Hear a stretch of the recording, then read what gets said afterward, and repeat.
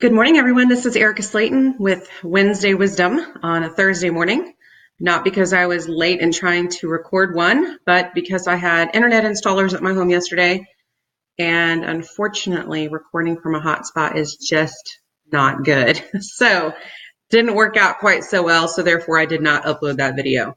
So I figured what a way to start your Thursday morning out with a Wednesday Wisdom video bright and early before I head out to work today.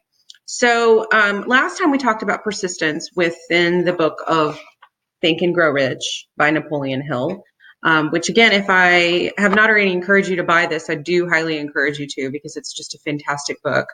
You can learn a lot from it. If you're like me, you'll highlight it and make a lot of side notes. And I do encourage you to read it more than once too. So we talked about persistence and being 3 feet away from gold and stopping. And the gentleman, of course, missed out on, millions of dollars worth of gold because he lacked persistence and he just kind of gave up. So today we're going to focus on desire and becoming success conscious and not failure conscious. So eliminating words from your vocabulary such as I can't or it's impossible. Those are definitely failure conscious type of words. So you want to try to eliminate those from your vocabulary. And becoming success conscious is just basically changing your state of mind from that failure conscious to the success conscious attitude and mindset. And what's really interesting is if you think about Henry Ford, when he created the first car and engine, one of the things that I read about him in my research is that he gave the engineers to his company a year to come up with his motor for his vehicle that he invented. And, he had the idea and everybody kept saying it was impossible. And he kept saying, it's not impossible. We just need persistence. And so it's amazing to me to think that back then, so long ago, that this concept was obviously just as strong as it is and true as it is today. So Ford obviously understood, applied the principles of success and being a success conscious, and desired and knew what he wanted. So again, today we're going to talk a lot about desire. So there was a goal, there was energy placed within that goal. There was power and effort backed by action, right? Can't just have a desire and not have action.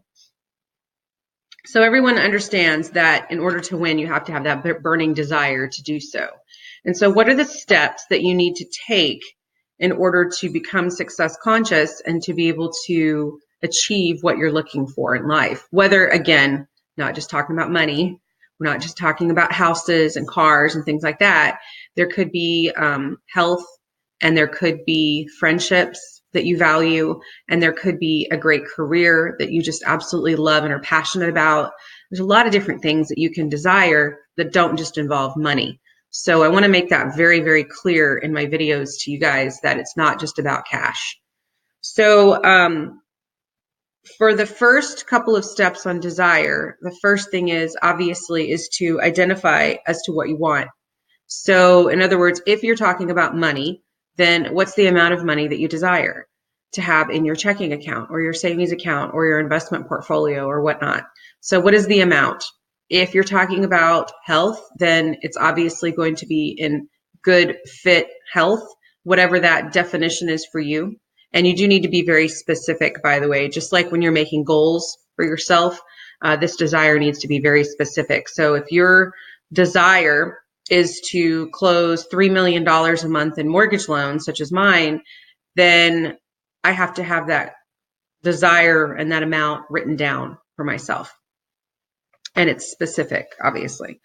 Second is to determine exactly what you're going to give in exchange for earning your desire, right? So your desired item. So what do you intend to donate or give or time or anything like that? So for example, in my business, the way that I do it is every quarter after the quarter has passed. So for example, right now I'm doing this assessment for myself and my charity of choice. I'm going to be determining how much I am going to be donating to New Life for a New Generation in San Antonio, which is the name of the company that I donate, or entity, I should say, that I donate money to to help single parents to afford things that are necessities, such as diapers and wipes and formula and things like that. So it's a very important cause for me because it is for single parents and it's local here in San Antonio. So I like that. So that's what I would give in response to achieving whatever it is that I'm desiring. In my case, the $3 million loan volume closed. The third is to enter a date by which you intend to have this desire achieved. So, for example, in the mortgage world, we operate on a monthly basis and then we operate on an annual basis, right? So my goals are monthly and then it leads to my annual figures as to whatever it is that I achieved. So in my case, $3 million per month in closings will help a ton of families, which I just absolutely love doing that. And so therefore, what date do I want to achieve that by? The next is a plan to carry out that desire, because you can't just sit there and have this all written down and then expect it to poof, magically happen. It's just not going to do that way. What's going to happen is you have to put some action into place to make it happen. So what are you going to do to make that goal and that desire achieved, right? So what steps do I have to take to get to the volume that I want to be at? And then, of course, you have to write it down. So I've got a ton of journals. Everybody in my office knows that I've got a journal for pretty much everything. I have journals that are like, I call them the Bright Ideas journal, and it's yellow. So it kind of stands out on my desk. And so if there's a process improvement or if there's something that I don't like the way that a system or process is going, then I'll write it down so that one of the days when we're doing some process improvement conversations within the office, we'll talk about it. But this is an example of a journal that's, $5. It's not expensive. You can just write down in your desire book, if you want to call it that, or your desire journal.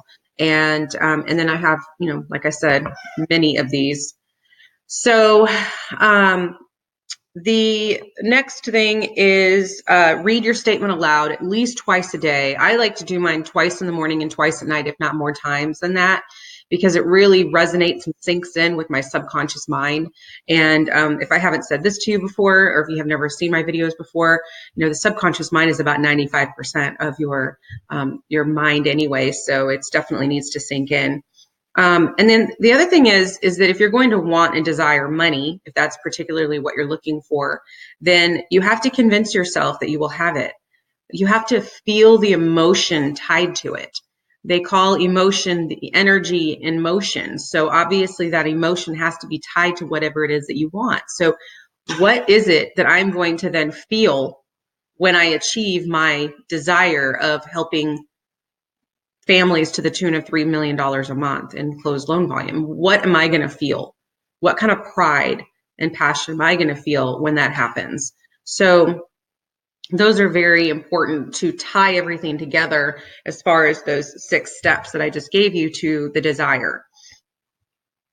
The other thing is, of course, it kind of leads back to what I just said, but it basically in the book, it just talks about you have the white heat of desire. If it's for money, for example, then you have to believe that you're going to possess it. So that's where visualization comes into play, kind of like visualizing yourself walking into the bank with your check in your hand of the amount of money that you want. Or if it's, stepping on the scale and seeing the weight that you want, that's obviously visualizing what it is that you desire. I think that's really important for everybody to remember that too. So if you never imagine having those riches or those health or whatever it is that you're desiring, then it's not going to happen, because you can't even fathom the idea of you having that. And so that's really super important to remember, that you have to believe and know that you're going to get what you want because you're putting your mind to it, right? Literally. So it is called definiteness of purpose, or definiteness of purpose, depending on how you want to pronounce it. The knowledge that one wants and a burning desire to possess it. So that white heat burning desire that I just mentioned. The last thing is, it's basically saying, and I love this saying, and that's why I highlighted it, of course, is every failure brings with it the seed of an equivalent success. So every failure brings with it the seed of equivalent success. So that's just coming back to learning from your failures, right? Failing forward, as they say.